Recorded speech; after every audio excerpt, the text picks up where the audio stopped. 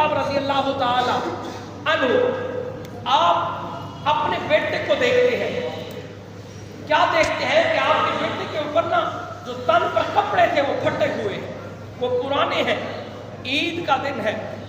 तो सैयदना Umar bin Khattab रजी अल्लाह ताला अन्हु, आपकी आंखों में ना आंसू आ गए, आपकी आंखों में आंसू आ गए। तो आपके बेटे ने पूछा, अब्बा हुजूर खैर तो है, क्या वजह है, क्यों आंखों में आंसू आए हैं, क्या वजह है?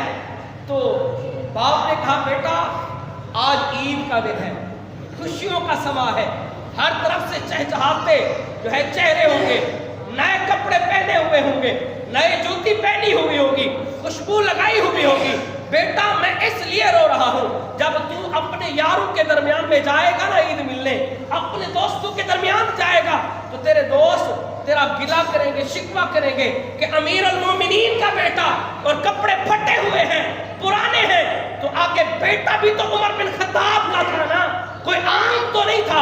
कहा, अब्बा हुजूर ऐसे क्यों परेशान होते हैं, मैं अल्लाह की रजा पे राजी हूँ, जिसका वालिद औलाद पर राजी है उसकी रजा की खातिर रब भी राजी है, इससे बढ़कर वो मुझे क्या चाहिए।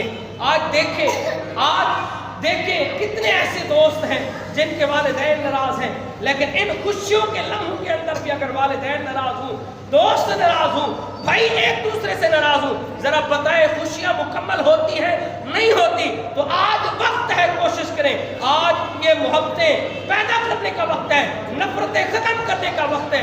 आज वक्त है एक दूसरे को गले लगा लो, मोहब्बतें बांट लो, खुशियां तकसीम कर लो।